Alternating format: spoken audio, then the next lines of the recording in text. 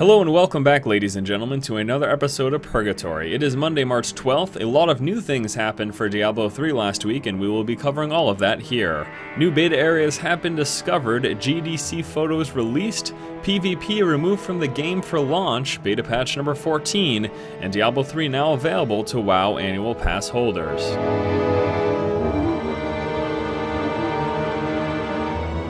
Several sneaky individuals in the Diablo 3 beta managed to find their way past the locked gate area in the game.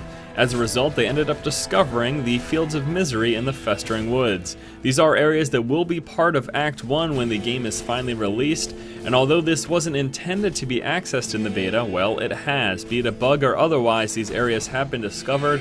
There are a slew of screenshots as well as gameplay videos available now in those areas. I will be sure to provide a link to a few of those available for you guys below. This is of course unintended and liable to be a hotfix, but nevertheless it is very exciting to see these new areas.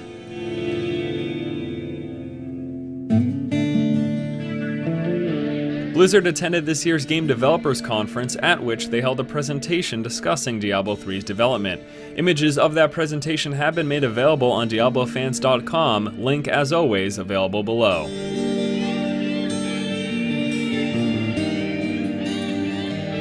Were you looking forward to Diablo 3 PvP? Did you hope to do it at launch? Well, unfortunately, that is not going to happen. Blizzard has announced that Diablo 3's PvP arena system would not be available when the game shipped, and it would be added in a later patch.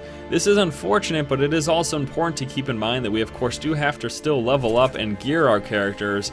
However, you will have to wait for a patch to actually get to test out and play through the arena PvP system.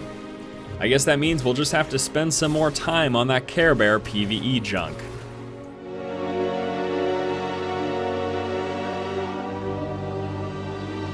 Beta patch number 14 went through last week. With it, we saw the addition of hardcore mode added at level 10, the skill UI had got a rework, the auction house also received an overhaul, new skills and runes became available as they were unlocked a lot earlier in the beta, and harder hitting monsters have been added. I did do some full and thorough coverage of the beta and all the recent additions, skills, and runes that became available. You can take a look at those videos with the links available below.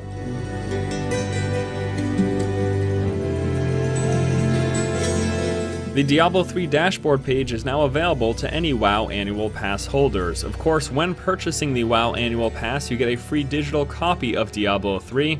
The specific dashboard page of Battle.net, where you will in the future download the game, is now available. Of course, you cannot actually download the full retail version of the game at the moment, but at least you have access to the page in which you will be able to download it in the future.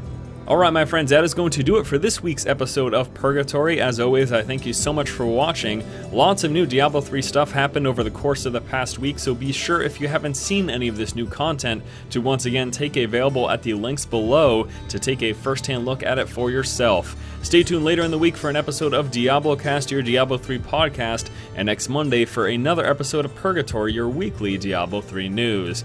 Alright guys, thank you so much for watching. As always, if you like the content, please subscribe. Thanks again guys. Keep watching, keep owning.